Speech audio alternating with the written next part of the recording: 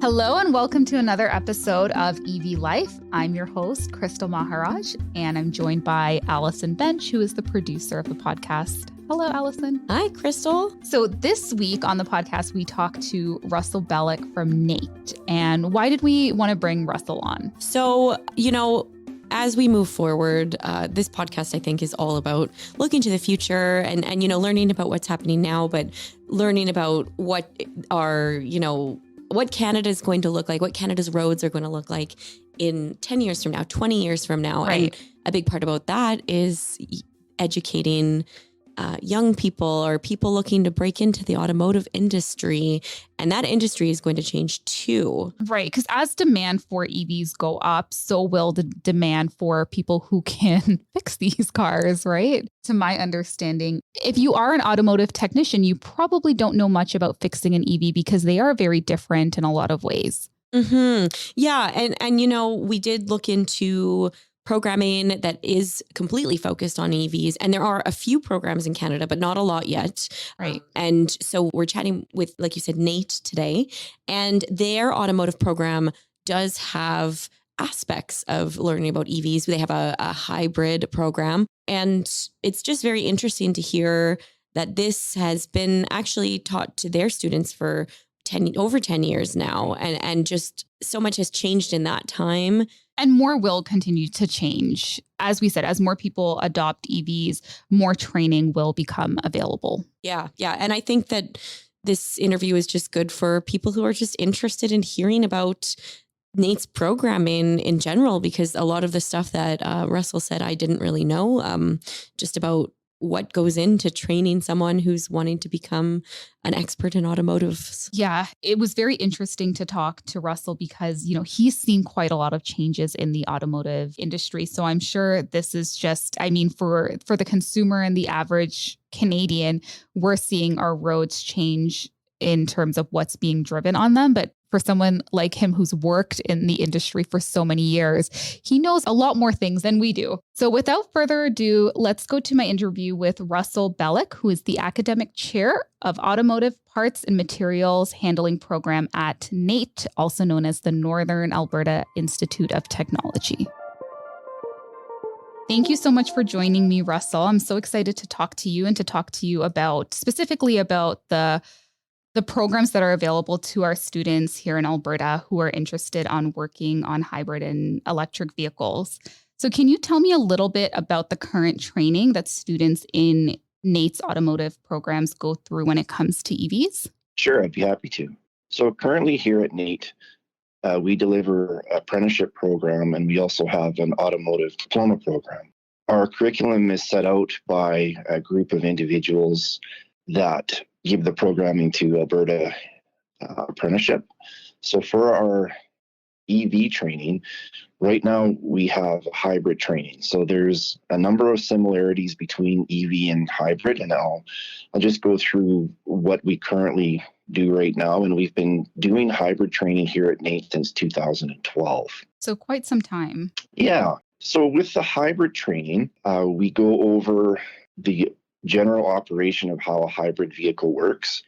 So it still uses a gasoline engine, but a hybrid vehicle uses two motor generators.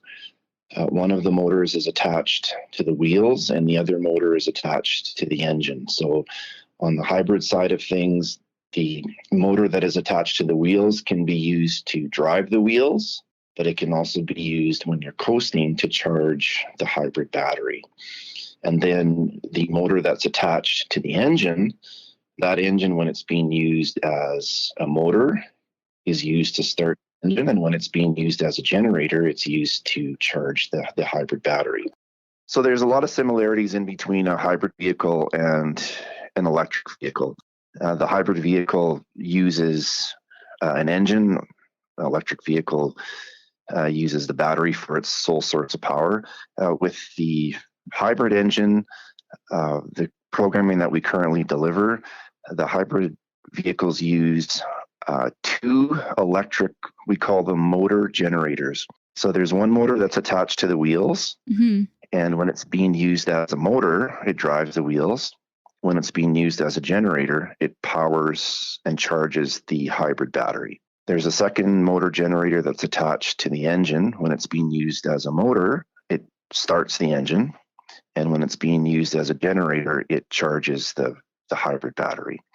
So in making similarities between a hybrid vehicle and an electric vehicle, they both use high voltage batteries. It's just that when you have the EV vehicle, the battery is much, much larger than what you would find in a hybrid vehicle. They also use AC to DC inverters. So the battery in a hybrid vehicle is charged. It has to be charged in a DC or direct current. Mm-hmm. But the motor generators produce alternating current. So we need to have an inverter that converts the alternating current into direct current and vice versa, direct current into alternating current when we're under battery power. So we have a couple of similarities there in between the EV and the hybrid. And what we deliver here on the hybrid side of things is we go over the operation. So we go over the components of a hybrid system that's different from just a normal gasoline or diesel powered engine. Right. We go over the safety side of things. So whether it's EV or whether it's hybrid, you're looking at voltages that generally are over 300 volts plus. So in a hybrid vehicle, they have a disconnect system that disconnects the high voltage side of the hybrid vehicle from any of the components that you might want to work on, whether it's the inverter or the motor or anything that has the orange wiring that indicates that it's a high voltage system. So we have the students, they go through a test where they test for high voltage, and then they go and disconnect the high voltage side, and then they test again just to make sure that the high voltage side has been isolated. Just to make sure it's safe to work on? Exactly. So if you're having to do work where you have to remove a particular hybrid component, even though you're not working on the hybrid side of things, but you need to move that component to work on something else, then this would be the procedure for being able to isolate the hybrid system so that the high voltage stays in the battery and it's not in any of the components that are attached to it.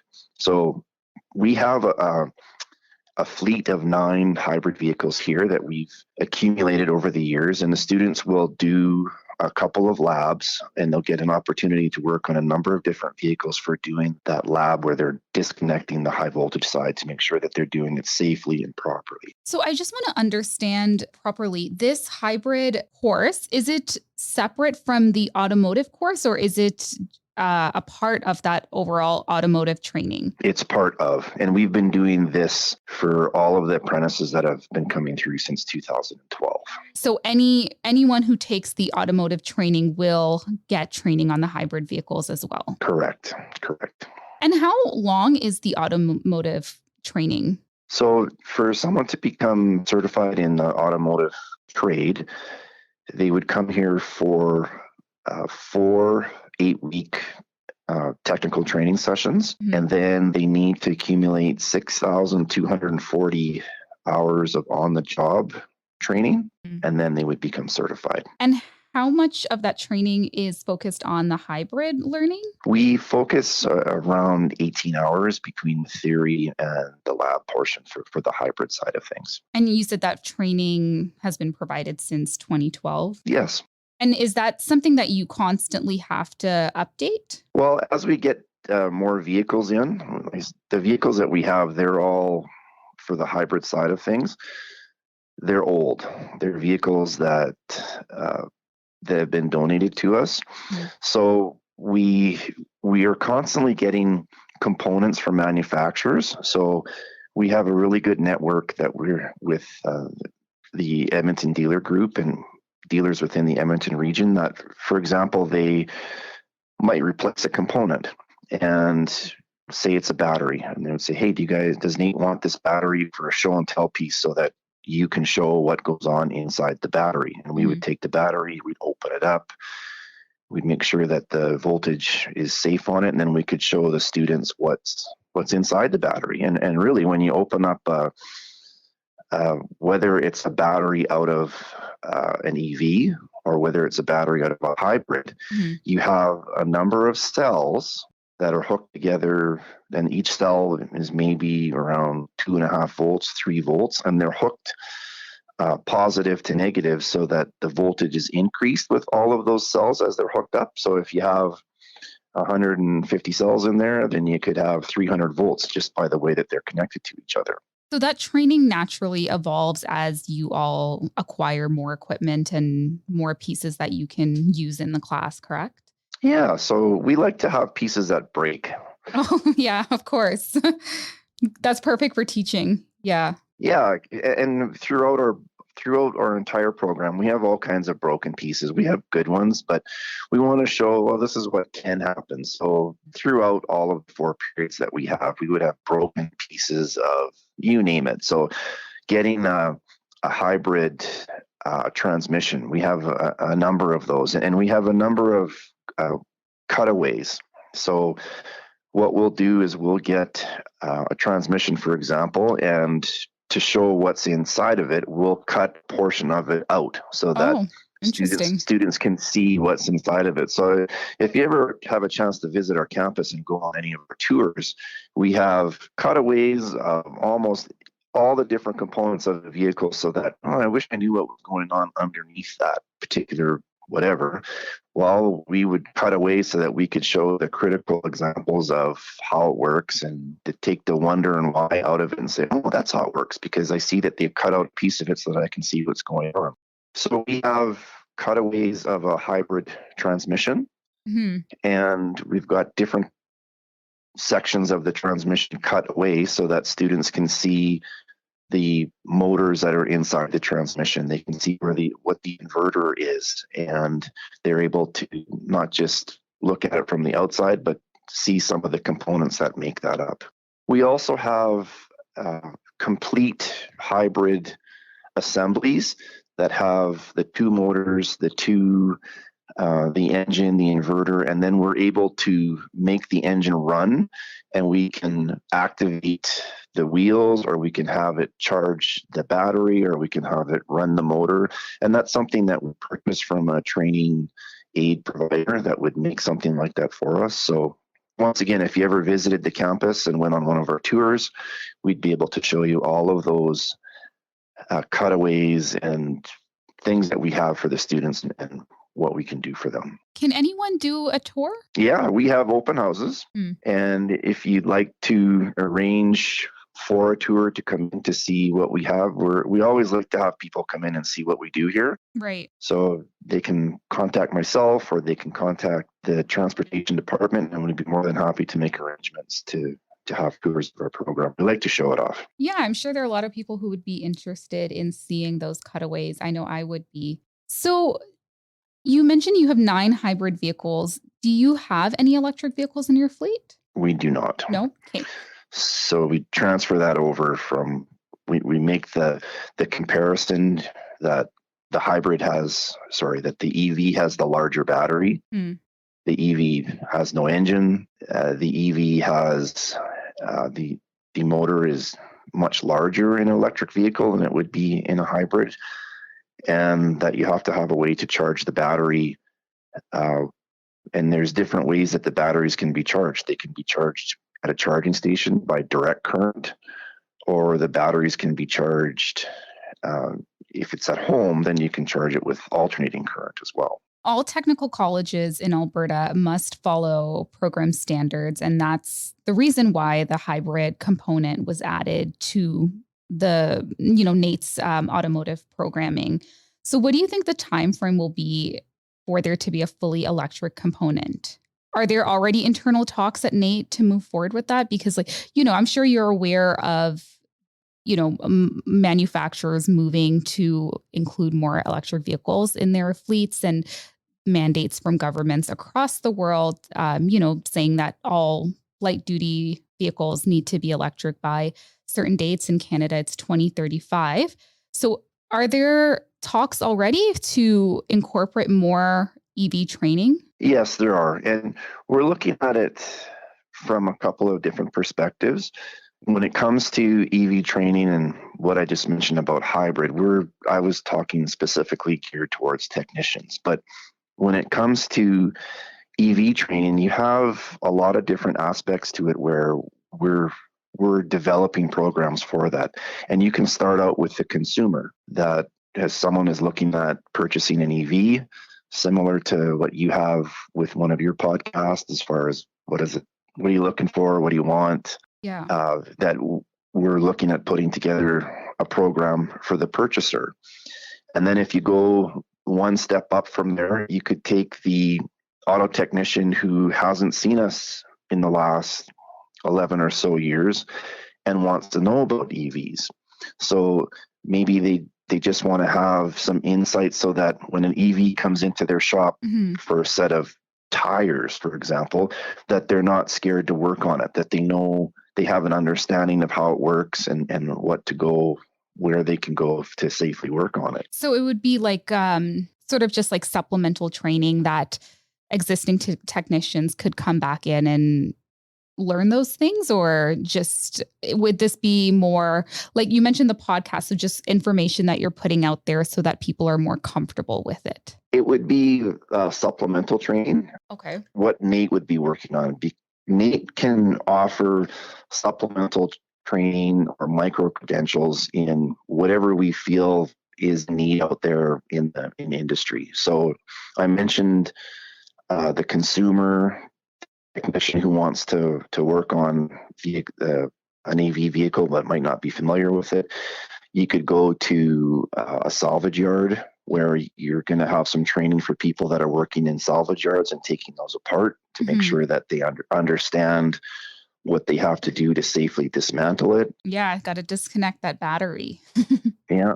First responders, when they come to an accident scene, and they have to cut the roof off. If they cut the roof off, what's going to happen? What are the safety concerns with that? So there's a number of different aspects before you get to the technician who has to take the electric vehicle that doesn't run or doesn't charge or doesn't move, where he or she has to diagnose that vehicle in order to get it to move again. So we're looking at that whole suite of different areas where we could offer training for EV vehicles outside of just the technician training. Yeah.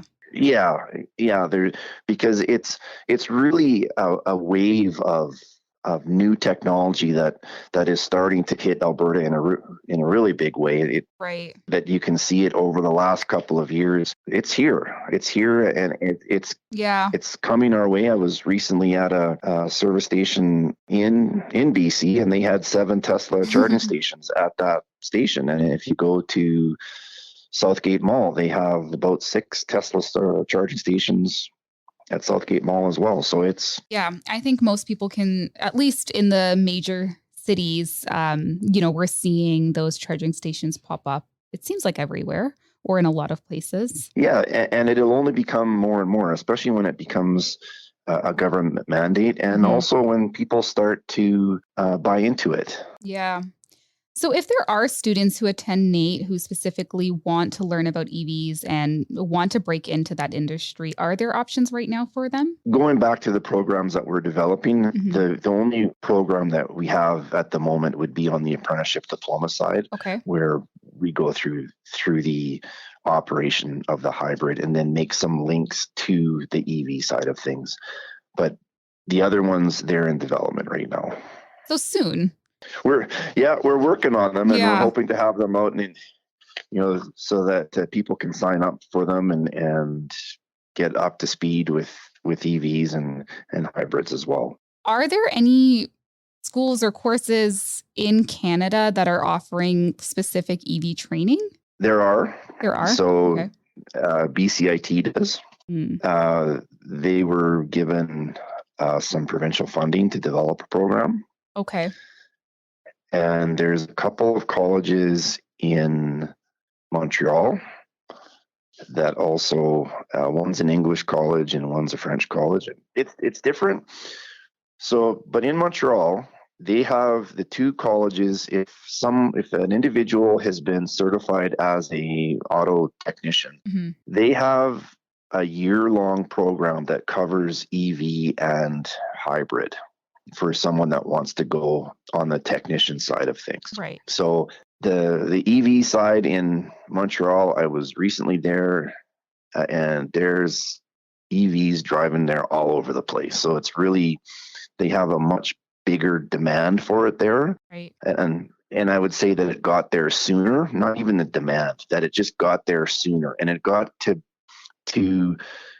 the lower mainland sooner. And if I back up, in 2008, there was 4 of us that went to San Francisco for hybrid training, because it was one of the hotbeds for where hybrids were at that time. Mhm. So it the started as the hybrid, now it's evolving to the EV side of things, but it's moving. It almost seems like it moves from the coast and maybe from the St. Lawrence River, and it's moving its way in Right. to get across the country. And I looked at, or I went over your podcast as far as there's more electrification stations in the southern part of Alberta than there is in the northern part of Alberta. Right. So it takes a while. It Mhm. takes a while for people to adapt to this, because it's a huge change for Yeah. people. And the big thing is that everybody's all bent on the range. Yeah. That's a big one. But probably 98% of the time, people never drive 400 kilometers in a day. They Right. go to work and go back. So you need to consider that when you're looking at what you're going to buy, as far as, well, what is it that's out there, but what is it that you really need? Well, speaking of change, you might find this a little bit funny, but how much change have you seen during your tenure in the field? Well, I've seen a lot. I bet. That's why I kind of laughed, but So when I first started out, I really learned about the infancies of fuel injection. Propane was kind of big at that time. That really died off. Propane was really cheap. Hmm. Some people were using natural gas. There is still some natural gas around, but it gained more traction than propane did. And then vehicles started to get anti-lock brakes. So if a vehicle had anti-lock brakes, they put a sticker on the back of it somewhere, sometimes saying that it had anti-lock brakes. Well, now everything has anti-lock brakes, and then nobody puts a sticker on it saying that it has anti-lock brakes. It just has it. right. It's just the standard now. Yeah, airbags was the same thing. People came out with just the steering wheel had an airbag, and some vehicles, the passenger airbag was an option. Mhm. And then they went from not just having one airbag for the steering wheel, but now there's airbags all over the place. You got Right. side curtain and seat, you name it. There's probably 10 airbags in just one vehicle. So basically, what you're telling me is the industry is just constantly changing, right? So this is a big change, I guess, to a lot of people going from ICE vehicles to EVs, but the technology is always evolving in some way. We're in the infancy of the EV, and we're in the infancy of the battery technology. Like, manufacturers would want to go to a solid state battery where they're not using any liquid electrolyte in between the anode and cathode of the battery. And they're trying to get the electric motors lighter. Mm-hmm. They're quite heavy, I've heard. They are, because they use a lot of copper. And one of the big things that manufacturers want to do with the electric motors is when it comes to the magnets. So the big part of the cost of building the electric motor is the cost of the magnet. So they want to use less rare earths within the magnet that's within the electric motor, Mm-hmm. and it's terbidium, neodymium, and disoprosum is the rare earths that are within the magnets. And what manufacturers want to do is, when they first started building the magnets, they put those rare earths all over the magnetic surface, and now they want to try and just put the rare earths specifically where they're needed to help reduce cost, reduce weight, increase range. All those things go hand in hand. Yeah. There's so much there. Is there one thing in particular that you're most looking forward to? I'm looking forward to, I'll give you two. The one is that the safety systems that are on the vehicles, Mm-hmm. in natural progression, some of them were optional. And that would be if you drive a vehicle that lets someone know that you're in your blind spot, for example. Well, that started out being an option. Right. And now manufacturers, that's not an option anymore. That becomes standard equipment. So I see that these safety systems that started out as optional, that as the technology gets cheaper, and I see that more and more manufacturers are putting it on, just like I mentioned about anti-lock brakes, you'll have all of those safety systems that I just went through, that'll be standard equipment. So I really see that as being a benefit for safety of the occupant that's inside the vehicle, and even the design of the vehicle for safety when they're hitting pedestrians. There's a standard for how vehicles are built so that if there's a low impact with a pedestrian, that they won't be hurt. So that's number one. And the second thing is that with the evolution of the electric vehicle, I can see that with the advances in technologies, that the cost to own them will come down. Right. And that it'll be more affordable for more people to get into the electric vehicle side of things. Because if you look at Tesla started out with a luxury vehicle and worked their way down. And it became much more popular than Toyota Prius did, where Toyota started out with an economy car and wasn't as popular because it was small and not too big and not too powerful. So I can see that the advances in technology will make electric vehicles more affordable for everyone. I think that's one that a lot of people are looking forward to. Russell, thank you so much for joining me on the podcast today. You're welcome. All right. Thank you. So that was my interview with Russell Belik, who is the academic chair of the Automotive Parts and Materials Handling Program at NAIT. So Allison, what did you think of that interview? I mean, I loved it. I was so interested hearing about him talking about, how the students, they do cross sections of the engines to really give them a view of everything that's in there, because it's true. And I say this as somebody who doesn't know anything about engines, but when I peek into my car, I have no idea what's going on under there. So I think that would be so helpful for new students. And I'm very intrigued by just hearing about, they've already been teaching their students about hybrids for 10 years. So right. 10 years down the line, what's it going to look like? It's very exciting. Yeah. And I, was surprised to hear that anyone can attend these open houses. So if you are interested in seeing some of these cutaways, definitely look them up. And I'm sure SAIT probably has similar programs. So go check them out. Thank you for tuning in to another episode of the EV Life podcast. Make sure that you subscribe to the podcast wherever you listen to your podcast so that you never miss an episode. And if you want to reach us, you can do so by sending an email to community@ama.ab.ca. And we look forward to talking to you next week.